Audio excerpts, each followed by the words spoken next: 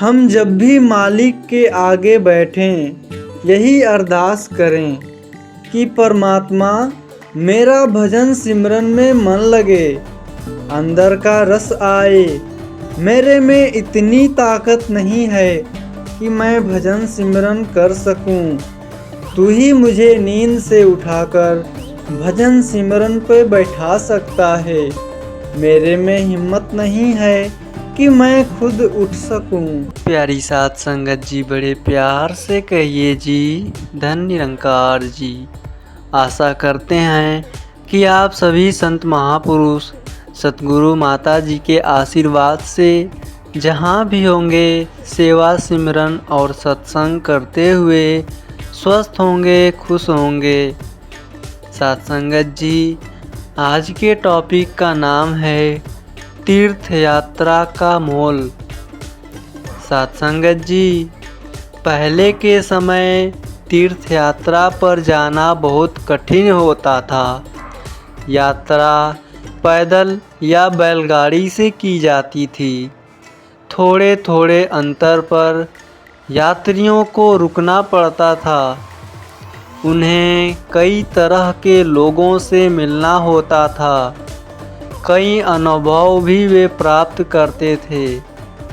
साध संगत जी, एक बार तीर्थ यात्रा पर जाने वाले लोगों का संघ संत तुकाराम जी के पास जाकर उनसे साथ चलने की प्रार्थना करने लगा। साध संगत जी, तुकाराम जी ने अपनी असमर्थता बताई। उन्होंने तीर्थयात्रियों को एक कड़वा कद्दू देते हुए कहा, मैं तो आप लोगों के साथ नहीं जा सकता हूँ, लेकिन आप इस कद्दू को साथ ले जाइए और जहाँ जहाँ आप स्नान करें इसे भी पवित्र जल में स्नान करा लाइएगा। साध संगत जी, लोगों ने उनके गूढ़ार्थ पर गौर किए बिना वह कद्दू ले लिया। वे जहाँ जहाँ गए, जहाँ जहाँ स्नान किए, वहाँ वहाँ उन्होंने कद्दू को भी स्नान करवाया।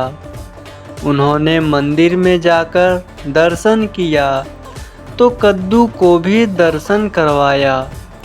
इसी तरह उन्होंने यात्रा पूरी की और वापस आकर कद्दू संत जी को दे दिया।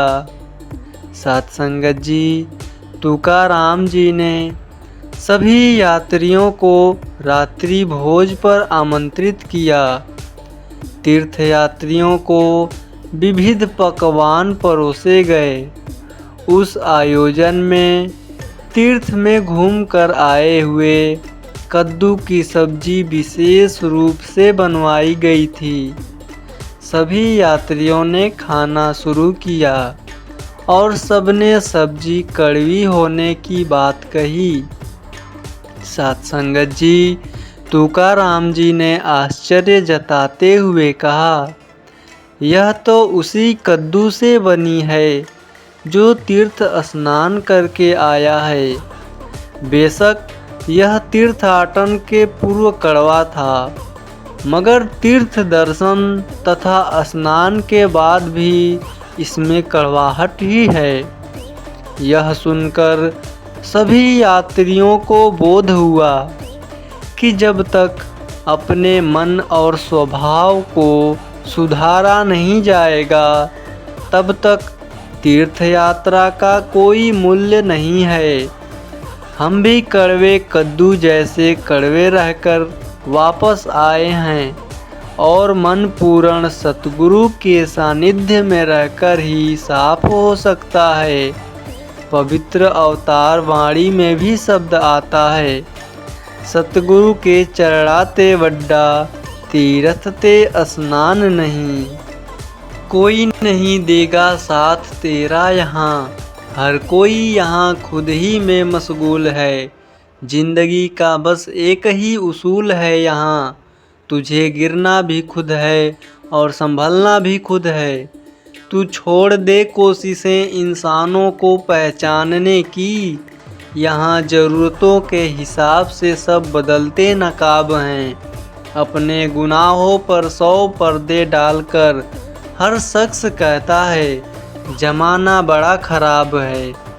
समंदर सारे शराब होते तो सोचो कितने फसाद होते। हकीकत हो जाते ख्वाब सारे तो सोचो कितने फसाद होते।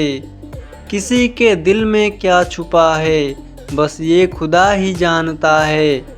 दिल अगर बेनकाब होते तो सोचो कितने फसाद होते। थी खामोशी फितरत हमारी तभी तो बरसों निभा गए। अगर हमारे मुंह में भी जवाब होते तो सोचो कितने फसाद होते। हम अच्छे थे पर लोगों की नज़र में सदा रहे बुरे। कहीं हम सच में ख़राब होते तो सोचो कितने फसाद होते। साथ संगत जी, एक बार एक परेशान और निराश व्यक्ति अपने गुरुजी के पास पहुंचा और बोला, गुरुजी, मैं ज़िंदगी से बहुत परेशान हूँ। मेरी ज़िंदगी में परेशानियों और तनाव के सिवाय कुछ भी नहीं है। कृपया मुझे सही राह दिखाइए। गुरुजी ने एक गिलास में पानी भरा और उसमें मिट्टी भर नमक डाल दिया। फिर गुरुजी ने उस व्यक्ति से पानी पीने के लिए कहा। उस व्यक्ति ने ऐसा ही किया। गुरुजी ने पूछा, इस पानी का स्वाद कैसा है? बहुत है खराब, उस व्यक्ति ने कहा। फिर गुरुजी उस व्यक्ति को पास के तालाब के पास ले गए। गुरुजी ने उस तालाब में भी मुट्ठी भर नमक डाल दिया। फिर उस व्यक्ति से कहा, अब इस तालाब का पानी पीकर बताओ कि पानी कैसा है। उस व्यक्ति ने तालाब का पानी पिया और बोला, गुरुजी, यह तो बहुत ही मीठा है। गुरुजी ने कहा, बेटा, जीवन के दुख भी इस मुट्ठी भर नमक के समान ही है। जीवन में दुखों की मात्रा वही रहती है, न ज़्यादा न कम। लेकिन यह हम पर निर्भर करता है कि हम दुखों का कितना स्वाद लेते हैं। यह हम पर निर्भर करता है कि हम अपनी सोच एवं ज्ञान को गिलास की तरह सीमित रखकर रोज़ खारा पानी पीते हैं या फिर तालाब की तरह बनकर मीठा पानी पीते हैं। एक मुट्ठी भर नमक एक गिलास में भरे मीठे पानी को खारा बना सकता है, लेकिन वही मुट्ठी भर नमक अगर तालाब या झील में डाल दिया जाए तो कोई फर्क नहीं पड़ेगा। इसी तरह अगर हमारे भीतर सकारात्मक ऊर्जा का स्तर ऊंचा है तो छोटी छोटी परेशानियों एवं समस्याओं से हमें कोई फर्क नहीं पड़ेगा।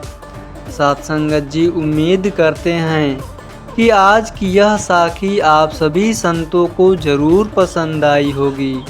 फिर मिलते हैं अगले टॉपिक में। साथ संगत जी, बड़े प्रेम से कहिए जी, धन निरंकार जी।